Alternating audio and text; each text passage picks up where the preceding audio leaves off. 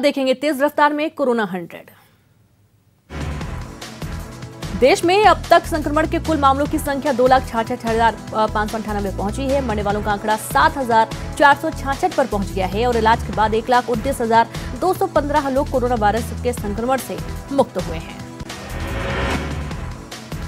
दुनिया में कोरोना मरीजों की संख्या बढ़कर 71,89,000 के पार हो गई है, जिनमें से 35,30,766 लोगों को रिकवर कर लिया गया है, जबकि 4,08,240 मरीजों की मौत हो चुकी है।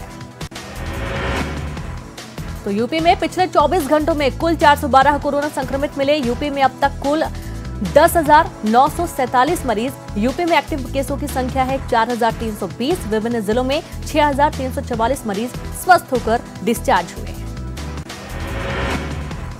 प्रदेश के विभिन्न जिलों में अब तक 283 मरीजों की मौत हुई। प्रदेश के सभी 75 जिलों में अब तक कोरोना संक्रमित मिले हैं।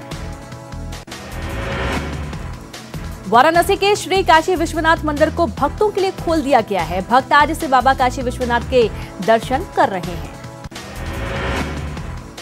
उत्तराखंड में अब तक कोरोना के 1,411 केस। सोमवार को 56 नए मामले सामने आए। 714 मरीज ठीक हुए और अब तक 14 मरीजों की मौत हुई। उत्तराखंड में जिलों का जोन सिस्टम हुआ खत्म। अब राज्य में होंगे सिर्फ कंटेनमेंट जोन। गृह मंत्रालय की गाइडलाइन होगी लागू। हर जिले में डीएम तय करेंगे कंटेनमेंट जोन। राज्य के अंदर आने जाने के लिए अब पास जरूरी नहीं। 30 जून तक आम श्रद्धालुओं के लिए बंद रहेगा बद्रीनाथ धाम। आम श्रद्धालु 30 जून तक नहीं कर पाएंगे दर्शन। जिला प्रशासन और मंदिर समिति के बीच हुई बैठक। कोरोना संक्रमण के खतरे को देखते हुए फैसला लिया गया। दिल्ली के मुख्यमंत्री अरविंद केजरीवाल की तबीयत खराब होने के बाद आज उनका कोरोना टेस्ट के लिए सैंपल लिया गया और उन्हें बुखार और गले में खराश की शिकायत है। दिल्ली के उपराज्यपाल अनिल बैजल ने आम आदमी पार्टी की सरकार को दोहरा झटका दिया है। दिल्ली में सिर्फ दिल्ली वासियों के इलाज के फरमान को पलटने के बाद उपराज्यपाल ने कहा है कि एसिम्प्टोमेटिक लोग 5 से 10 दिन के भीतर कोरोना टेस्ट करा सकते हैं। दिल्ली के उप मुख्यमंत्री मनीष सिसोदिया ने बीजेपी पर निशाना साधा। मनीष सिसोदिया ने एक ट्वीट कर लिखा कि दिल्ली सरकार सोच समझकर ईमानदारी से इस डिजास्टर को मैनेज करने की कोशिश कर रही है और ये बीजेपी से देखा नहीं जा रहा और इसलिए एलजी पर दबाव डालकर घटिया राजनीति की है। महाराष्ट्र में कोरोना मरीजों की संख्या बढ़कर 85,975 हो गई है, जिनमें से 39,314 लोगों को रिकवर कर लिया गया है, जबकि 3,060 मरीजों की मौत हुई है। ओडिशा में ड्यूटी के बाद लौटे एनडीआरएफ के 50 कर्मचारी कोरोना संक्रमित पाए गए। सभी का इलाज किया जा रहा है।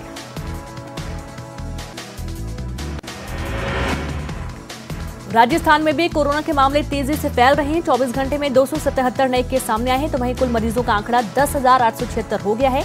वहीं अब तक 246 लोगों की जानलेवा वायरस से मौत हुई है। कोरोना काल में राजस्थान के लिए खुशखबरी है। राजस्थान की रिकवरी रेट बढ़ी है। रिकवरी रेट बढ़कर हुआ 74.6%। जेएनयू ने अपने स्वास्थ्य केंद्र में एक फार्मासिस्ट के कोविड-19 पॉजिटिव पाए जाने के बाद उन छात्रों को अपने गृह नगर लौटने की सलाह दी है, जो अब भी परिसर में ही रह रहे हैं। एमपी में कोरोना के बड़े मामले 97,100 से ज्यादा पॉजिटिव केस। अब तक 6300 से ज्यादा हुए स्वस्थ। इंदौर में मिले 45 नए केस। पाकिस्तानी अखबार द डॉन के रेजिडेंट एडिटर ने की योगी सरकार की तारीफ। कहा यूपी ने लॉकडाउन को सख्ती से लागू कर बचाई लोगों की जान। कोरोना से लड़ने में योगी सरकार को बताया इमरान सरकार से बेहतर।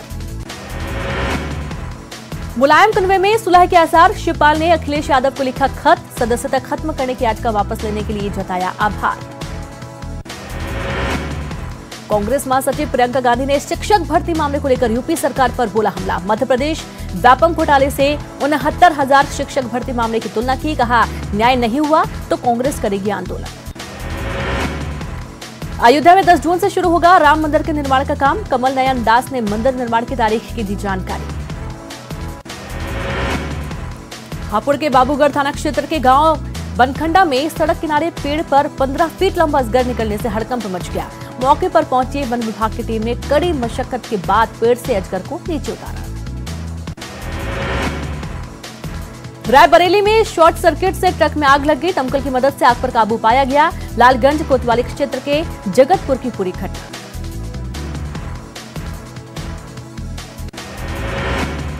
रायबरेली में संदिग्ध परिस्थितियों में होटल में रखे गैस सिलेंडर में लगी आग। हजारों की कीमत का सामान जलकर खाक। स्थानीय लोगों की मदद से आग पर पाया गया काबू। ऊंचाहार कोतवाली क्षेत्र के जमुनापुर चौराहे की पूरी घटना। जालौन में कोरोना जांच के डर से युवक ने की आत्महत्या की कोशिश। नदी में कूदकर जान देने की कोशिश।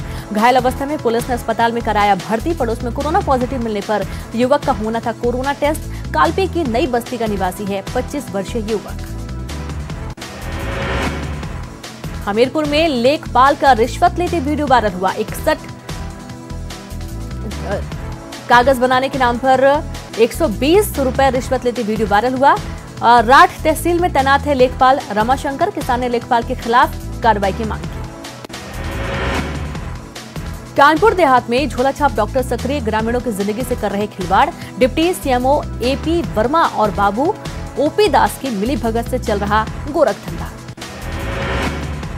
फतेहपुर में दो पक्षों के बीच आपसी विवाद के बाद हुई फायरिंग का ये वीडियो तेजी से वायरल हो रहा है। और ये वारदात सोमवार शाम की है, जब पुरानी रंजिश की वजह से दो धड़ों में ठन गई और देखते ही देखते दोनों तरफ से जमकर फायरिंग की गई, जिससे एक शख्स घायल हो गया।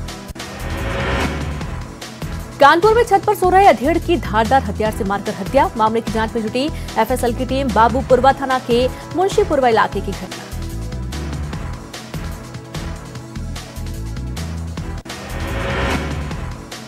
कानपुर के कोर्ट परिसर में नागेंद्र सिंह गौतम नाम के एक वकील के चैम्बर में नाबालिग के साथ रेप का सनसनीखेज मामला सामने आया है और इसके बाद हड़कंप मचा हुआ है। पीड़ित लड़की ने वकील पर चैम्बर में ले जाकर रेप का आरोप लगाया है। पुलिस ने लड़की की शिकायत के आधार पर वकील के खिलाफ मामला दर्ज कर लिया है। हरदोई में दबंगों ने एक शख्स के घर में आग लगा दी और उसकी पिटाई कर दी। बावजूद इसके आरोपियों के खिलाफ कोई कार्रवाई नहीं हो रही है। मामला जिले के टडियावा थाने का है, जहां के खाड़ा खेड़ा गांव निवासी रामदयाल का आरोप है कि उसके ही गांव 5 लोगों ने उसके साथ मारपीट और गाली गलौज की। साथ ही उसके घर में भी आग लगा दी। तो वहीं ग्रेटर नोएडा में पुलिस और बदमाशों से हुई मुठभेड़ के दौरान 6 बदमाशों को गोली लगी, जबकि 2 पुलिसकर्मी भी घायल हो गए हैं। मामला दादरी थाने का है, जहां के जाचा रोड पर eastern peripheral highway national highway 91 के नीचे ये मुठभेड़ हुई। पीलीभीत में बाघ ने एक युवक पर हमला कर दिया। मामला जिले के टाइगर रिजर्व के रेछोड़ा चौकी के पास का है, जहां बाघ ने घर के बाहर बैठे युवक को अपना शिकार बना लिया। बाघ के इस हमले में युवक की मौके पर ही मौत हो गई और इस घटना के बाद गांव वालों में जमकर बवाल किया। गांव वालों ने युवक का शव के साथ प्रदर्शन किया और वन विभाग की रिक्शावाला चौकी समेत रेंज ऑफिस को आग के हवाले कर दिया। उत्तराखंड का एक और लाल देश के लिए शहीद हुआ। रुद्रप्रयाग जिले के मक्कू गांव के आशीष सिंह जम्मू में आतंकवादियों से लोहा लेते हुए देश के लिए शहीद हो गए। शहीद आशीष सिंह 8वीं गढ़वाल राइफल में लांस नायक थे। शहीद आशीष के पिता विक्रम सिंह नेगी भी सेना से रिटायर्ड है। केदारनाथ यात्रा शुरू करने को लेकर डीएम रुद्रप्रयाग ने तीर्थ पुरोहितों से वार्ता की। वार्ता में तीर्थ पुरोहितों ने जून माह में केदारनाथ यात्रा शुरू नहीं करने का सुझाव दिया। तीर्थ पुरोहितों ने कहा कि 30 जून तक यात्रा पर रोक लगाई जाए और 30 जून के बाद यात्रा को चरणबद्ध तरीके से शुरू किया जाए। पहले चरण में कालीमठ, गुप्तकाशी, विश्वनाथ, ओमकारेश्वर और अन्य मंदिरों को स्थानीय श्रद्धालुओं के लिए खोला जाए। मोदी सरकार 2 के 1 साल पूरे होने पर बीजेपी की तरफ से बुधवार को हल्द्वानी में एक वर्चुअल रैली का आयोजन करने जा रही है, जिसे कैबिनेट मंत्री स्मृति ईरानी संबोधित करेंगे और इसको लेकर अल्मोड़ा जिले के सभी मंडलों के कार्यकर्ताओं में खासा उत्साह है। कार्यकर्ता मोदी सरकार के इस 1 साल की उपलब्धियों को जनता तक ले जाना चाहते हैं और इसके लिए पार्टी सोशल मीडिया के साथ कई स्थानों पर एलईडी टीवी की भी लगाने जा रही है, ताकि लोग कैबिनेट मंत्री स्मृति ईरानी को सुन सके। अल्मोड़ा जिले में दूसरे प्रदेशों से लौटकर आए प्रवासियों की सही जानकारी इकट्ठा की जा रही है। मई और जून माह में ही 30,000 से अधिक प्रवासी लौटे हैं और इससे पहले मार्च अप्रैल में भी हजारों प्रवासी पहले ही अपने घरों को आए थे। अब सभी प्रवासियों की जानकारी के लिए जिले में 102 नोडल अधिकारी न्याय पंचायत स्तर पर बनाए गए हैं, जो गांवों में आए प्रवासियों की ठीक जानकारी ऑनलाइन पोर्टल के माध्यम से देंगे। लीबिया का सबसे बड़ा शरारा ऑयल फील्ड दोबारा खोल दिया गया है। राष्ट्र संचालित नेशनल ऑयल कॉर्पोरेशन में इसका ऐलान किया गया और इसी साल जनवरी में सामुदायिक नेताओं ने इसे बंद करा दिया था। एनओसी ने एक बयान जारी करके देश के दक्षिण में स्थित इस सबसे बड़े फील्ड के दोबारा खुलने की पुष्टि की है। दोबारा शुरू हुआ ये ऑयल फील्ड प्रतिदिन 30,000 बैरल उत्पादन करेगा। ब्राजील के स्वास्थ्य मंत्रालय ने अपने वेबसाइट से कोविड-19 का डाटा हटा दिया है। यही नहीं, मंत्रालय ने कोरोना वायरस से संक्रमित मरीजों की संख्या देना भी बंद कर दिया है। राष्ट्रपति जायर बोल्सोनारो ने कहा है कि मौजूदा व्यवस्था में कोरोना के सही आंकड़े सामने नहीं आ पा रहे थे और इसलिए कोरोना के इलाज और सक्रिय मामलों की जानकारी देने के लिए एक नए सिस्टम की तैयारी की जा रही है। बता दें कि अमेरिका के बाद ब्राजील ही ऐसा देश है जहां सबसे ज्यादा कोरोना वायरस के मामले हैं। यहां कोविड-19 के 6,72,000 से ज्यादा मामले हैं और मौत का आंकड़ा इटली को पछाड़कर 36,000 के पार पहुंच गया है। अमेरिका के न्यूयॉर्क शहर में पुलिस की ओर से बैरिकेड्स हटाए जाने और कर्फ्यू में ढील दिए जाने के बाद प्रदर्शनकारियों ने पुलिस की बर्बरता के खिलाफ मार्च निकाला।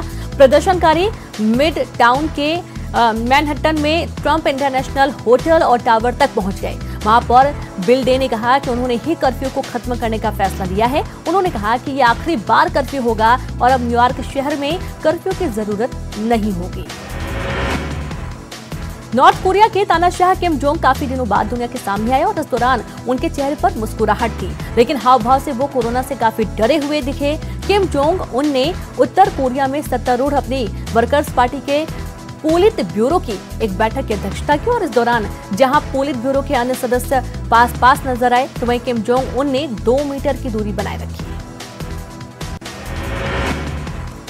न्यूजीलैंड को कोरोना वायरस से छुटकारा मिल गया है। स्वास्थ्य अधिकारियों के मुताबिक यह अंतिम व्यक्ति जिसमें संक्रमण की पुष्टि हुई थी वो स्वस्थ हो गया है। प्रधानमंत्री जेसिंडा आर्डर्न ने इसका ऐलान करते हुए कहा कि न्यूजीलैंड में आखिरी मामला 17 दिन पहले सामने आया था। फरवरी के बाद से पहली बार ऐसा मौका आया जब सभी मरीज संक्रमण से उबर चुके हैं और अब देश में कोई भी संक्रमित व्यक्ति नहीं बचा है। इराक ने कोरोना से होने वाली मौतों की संख्या बढ़ने के बाद 13 जून से एक हफ्ते के लिए कर्फ्यू बढ़ाने का ऐलान किया है। इराक के प्रधानमंत्री मुस्तफा अल खादमी ने इसकी घोषणा की। देश में पिछले कुछ दिनों में 33 संक्रमितों की मौत होने के बाद सरकार ने यह फैसला लिया है। अमीरात क्रिकेट बोर्ड दुनिया के सबसे अमीर क्रिकेट टूर्नामेंट IPL 2020 की मेजबानी हासिल करने की कोशिश में है। हालांकि BCCI के अधिकारी अभी इस पर कोई आधिकारिक फैसला नहीं ले रहे हैं, लेकिन अधिकारियों ने ये साफ कर दिया है कि इस लीग का आयोजन इस साल विदेशी सरजमी पर भी हो सकता है। वेस्ट इंडीज के पूर्व तेज गेंदबाज माइकल होल्डिंग ने इंडियन प्रीमियर लीग को लेकर बड़ा बयान दिया। माइकल होल्डिंग का मानना है कि अगर ऑस्ट्रेलिया में प्रस्तावित T20 वर्ल्ड कप को स्थगित कर दिया जाता है तो BCCI को इस साल के अंत में इंडियन प्रीमियर लीग को आयोजित करने का पूरा अधिकार होगा। साउथ अफ्रीका के पूर्व दिग्गज तेज गेंदबाज शॉन पोलक ने गेंद को चमकाने के लिए लार के इस्तेमाल पर बड़ा बयान दिया है। उन्होंने कहा कि अगर जैविक रूप से पूरी तरह सुरक्षित माहौल हो तो क्रिकेट को सामान्य तरीके से खेला जा सकता है और इस दौरान गेंद को चमकाने के लिए लार के इस्तेमाल से स्वास्थ्य संबंधित जोखिम का सामना नहीं करना पड़ेगा। ऐसे वातावरण में किसी भी गतिविधि पर बैन लगाने की जरूरत नहीं होगी। ऑस्ट्रेलिया के वर्ल्ड कप विजेता टीम के कप्तान माइकल क्लार्क को ऑर्डर ऑफ ऑस्ट्रेलिया से सम्मानित किया गया। इस तरह से वो एलन बॉर्डर और स्टीव वॉ जैसे पूर्व कप्तानों की सूची में शामिल हो गए हैं जिन्हें राष्ट्रीय सम्मान मिला है। हालांकि क्लार्क ने इस पर प्रतिक्रिया देते हुए कहा कि उन्हें लगा कि कोई जून में उन्हें अप्रैल फूल बना रहा है तो वो बहुत हैरान हैं, लेकिन साथ ही बेहद सम्मानित महसूस कर रहे हैं। दोहा एशियाई चैंपियनशिप में 800 मीटर का स्वर्ण जीतने वाली एथलीट एम गोमती पर 4 साल का बैन लगा दिया गया है। गोमती पर यह बैन वर्ल्ड एथलेटिक्स की एथलीट इंटीग्रिटी यूनिट ने लगाया। वो अपने बचाव में सैंपलों के साथ की गई छेड़छाड़ की बात को साबित नहीं कर पाई। उन पर यह बैन अस्थायी प्रतिबंध की तारीख 17 मई 2019 से लगाया गया है, जो कि 16 मई 2023 को खत्म होगा और इसके साथ ही गोमती से एशियाई चैंपियनशिप में जीता गया स्वर्ण पदक छीना जाना तय हो गया है। और यहाँ पर वक्त एक ब्रेक का है, हम जल्द हाजिर होंगे।